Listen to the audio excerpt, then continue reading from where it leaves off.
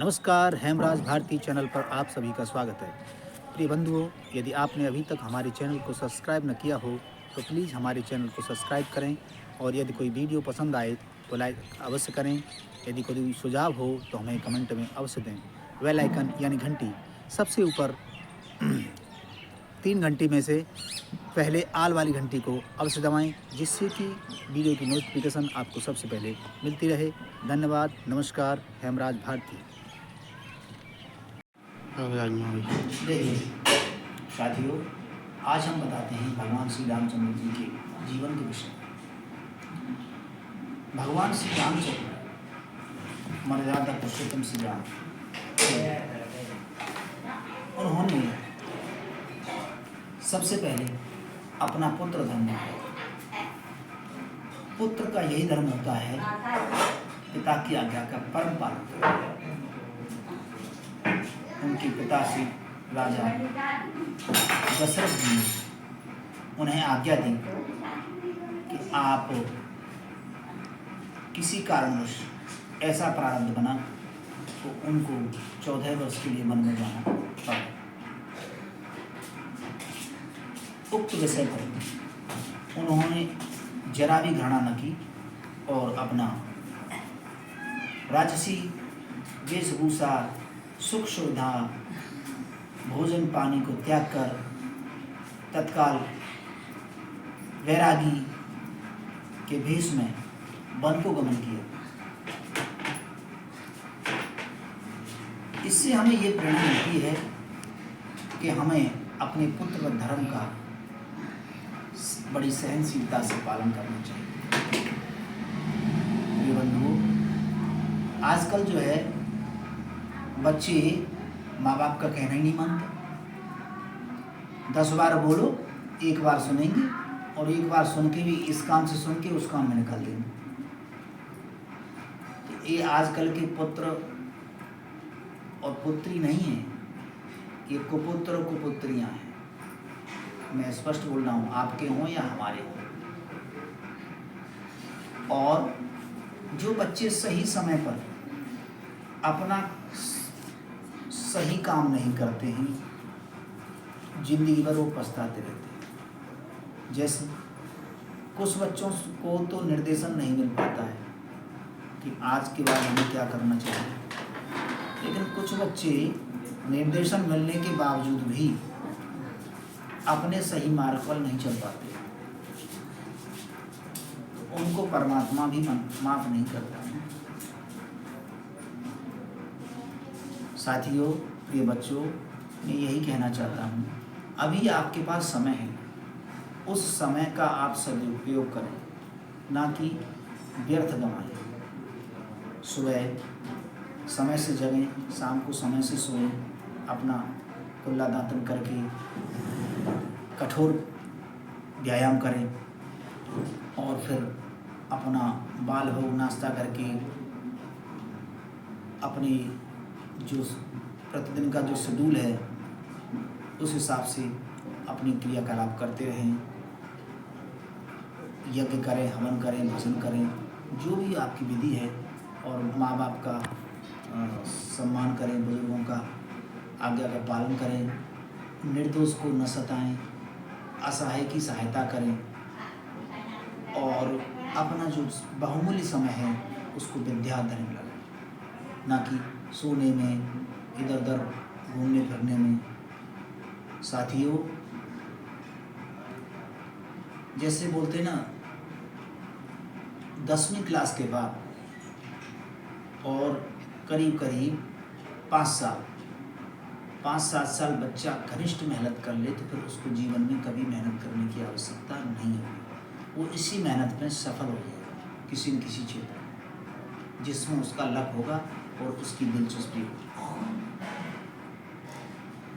बंधुओं, यदि आप इस अमूल्य समय को, बहुमूल्य समय को व्यर्थ गंवा दोगे तो जिंदगी भर हमेशा भटकते रहोगे।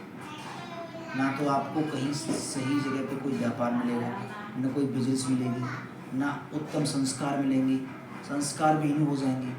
विद्यालयों में पढ़ाई तो है, मानता हूँ बस बात को, लेकिन शिक्षा, नैतिक शिक्षा और आध्यात्म जीवन में आने वाली उपयोगी बातें ये सब नहीं मिलेगी।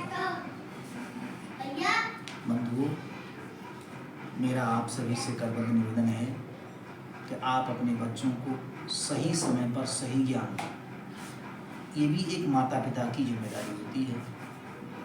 और बच्चों से भी करबद्ध निवेदन है कि जो माता पिता आपको जो निर्देशन दे रहे हैं सही, उसको तत्काल धारण करें और उसी प्रक्रिया में अपने आप को ढालने का कष्ट करें।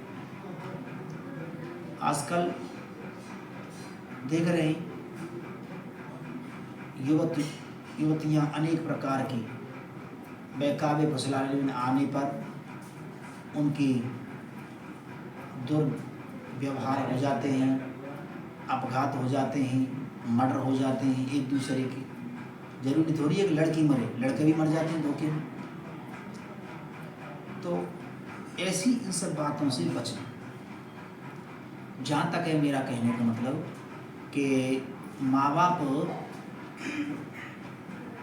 को ज्ञान होता है, जैसे गुरु को ज्ञान होता है, वैसे सबसे पहले गुरु हमारी माता और पिता है। उनको ज्ञान रहता है कि हमारा बच्चा किस कंडीशन में, किस स्थिति में पालन पोषण हुआ है, तो और ये किस स्थान तक, किस रास्ता में चल सकता है। तो वो जैसे एक अध्यापक अपने विद्यार्थी का पता रहता है कि ये किस विषय में होशियार है, ये किस विषय में सक्सेस हो सकता है। इसी प्रकार गुरु से भी ज़्यादा अपने माता पिता को अपने बच्चे का पता रहता है कि हमारे बच्चे का कैसा स्वभाव है, चिड़चिड़ा है, खाना क्या खाता है, कब सोता है, कब पीता है, और ये किस विषय में इसकी दिलचस्पी और क्या करना चाहता है, किस में सक्सेस हो सकता है।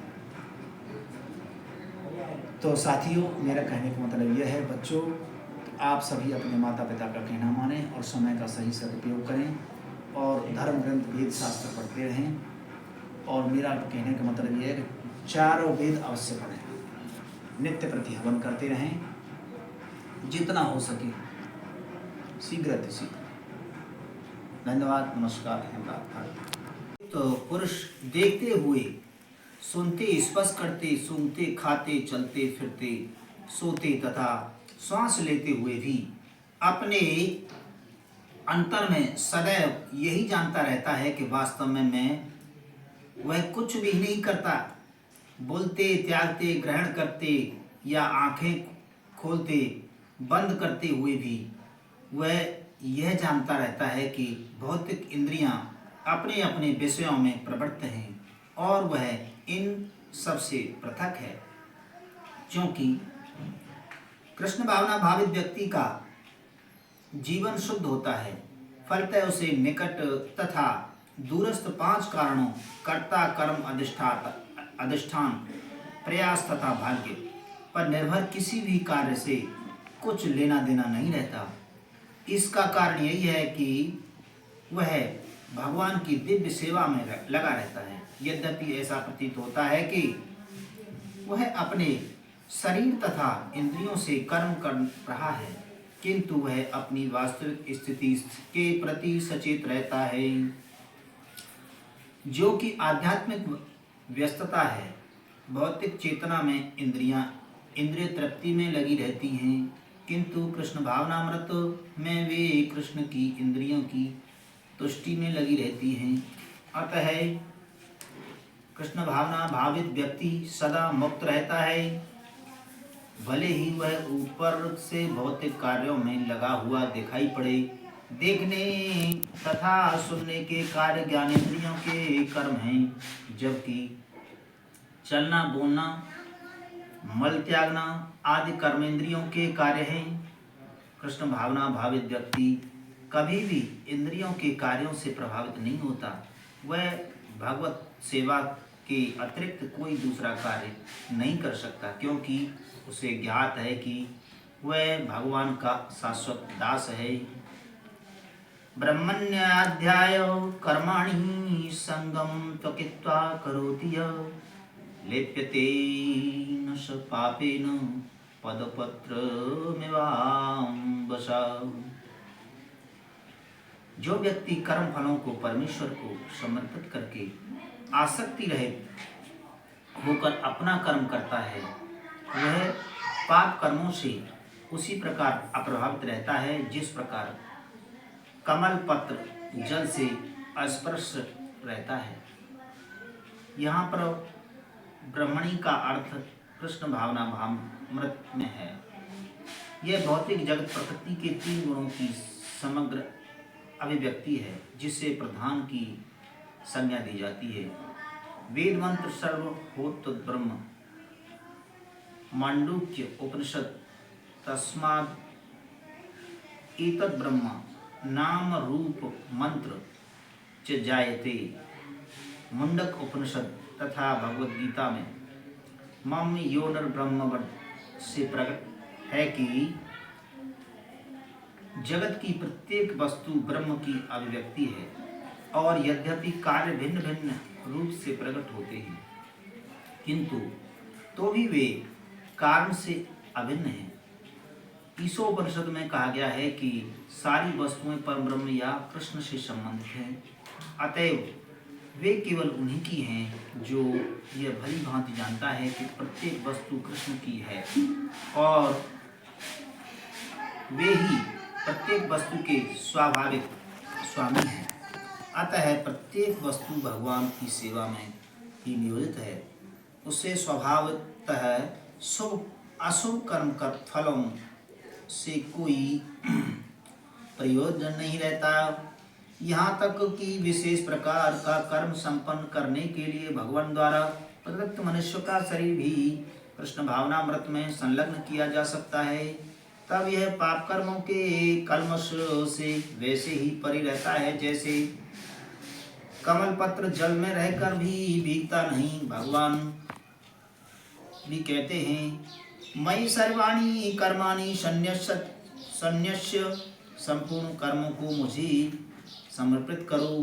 तात्पर्य है कि कृष्ण भावना भावामृत विहीन पुरुष शारीर एवं इंद्रियों को अपना स्वरूप समझकर कर्म करता है, किंतु कृष्ण भावना भावित व्यक्ति यह भी समझकर कर्म करता है कि यह देह कृष्ण की संपत्ति है, अतः इसे कृष्ण की सेवा में प्रवृत्त होना चाहिए।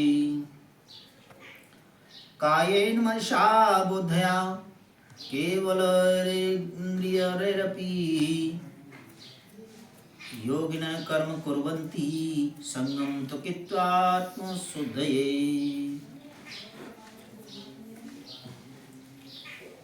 ओम भूर्भुवस्वः तत्सवितुर्वरेण्यं भर्गो देवस्य धीमहि धियो यो नः प्रचोदयात्। साथियों, हमें कोई न कोई कर्म तो करना पड़ेगा। जैसे आज बताया गया है, हम श्वास ले रहे हैं तो भी कोई न कोई क्रिया कर्म हो रही है, मल त्याग रहे हैं तो भी कोई न कोई कर्म हो रहा है, पलक झप रहे हैं तो भी कोई कर्म हो रहा है। तो ये हमारे इंद्रियों के स्वाभाविक कर्म हैं। इनको आप हम अपना कर्म न समझें। अच्छा, जीविका उपार्जन के लिए कर्म करना जरूरी है। ईश्वर परमात्मा भगवान आपसे हर विधि कर्म तो करवाएगा। अब कर्म सुकर्म और कुकर्म, आप अच्छा कर्म करो या बुरा कर्म करो, या बाद में कर्म करो या पहले से कर्म करो। तो मेरा कहने का मतलब यह है कि आप अपना जब तक शेड्यूल नहीं बनाएंगे जीवन का, प्रतिदिन का, तब तक आप किसी भी क्षेत्र में कामयाब नहीं होंगे। जैसे अपना एक नियम बना लो, सुबह हमें इतने बजे सोना है कि जागना है, जागना है। सुबह इतने बजे जगना है, मैं यही देख रहा था बच्चे जग रहे हैं, सो रहे हैं।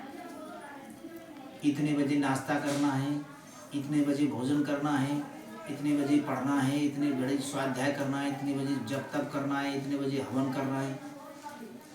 24 घंटे की जो दिनचर्या है उसको आप क्रमबद्ध रखोगे जीवन में हमेशा के लिए, तभी आप सक्सेसफुल होगे।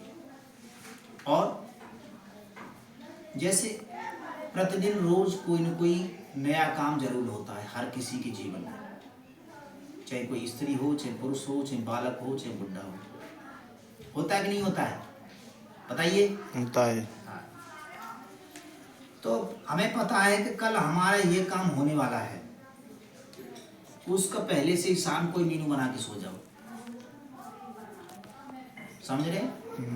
तो जागते ही आपके घर में ना तो कोई कलह होगी, ना आपका समय व्यर्थ जाएगा। आप सुबह जागते ही उसी नित्य प्रतिक्रिया में कर्म करते हुए उस कार्य को बड़ी सफलता से, सुंदरता से, निर्विघ्न आप संपूर्ण कर दोगे। और प्रिय बच्चों, जब आपके सब कार्य समय से पहले ही पूर्ण हो जाएंगे, समय से पहले ही पूर्ण हो जाएंगे, तभी आप हर क्षेत्र में, आप जिस क्षेत्र में जाना चाहोगे उस क्षेत्र में कामयाब होंगे। आपका शेड्यूल कोई है नहीं, रात को 10-12 बजे तक सोते हैं कि जागते हैं? जागते हैं। रात को 10-12 बजे तक जागते हैं और सुबह के 10-12 बजे तक सोते हैं। तो ये क्या है? यही तो राक्षसी प्रवृत्ति है। देवी और राक्षसी प्रवृत्ति में यही अंतर होता है। देवी प्रवृत्ति क्या होती है? सुबह 4 बजे, लगभग 4-5 बजे जो पुरुष होते हैं अधिकतर जग जाते हैं। ठीक है। जय श्री राम। नमस्कार, हेमराज भारती चैनल पर आप सभी का स्वागत है। प्रिय बंधुओं, यदि आपने अभी तक हमारे चैनल को सब्सक्राइब न किया हो तो प्लीज़ हमारे चैनल को सब्सक्राइब करें, और यदि कोई वीडियो पसंद आए तो लाइक अवश्य करें। यदि कोई सुझाव हो तो हमें कमेंट में अवश्य दें। बेल आइकन यानी घंटी सबसे ऊपर 3 घंटी में से पहले आल वाली घंटी को अवश्य दबाएं, जिससे कि वीडियो की नोटिफिकेशन आपको सबसे पहले मिलती रहे। धन्यवाद। नमस्कार। हेमराज भारती।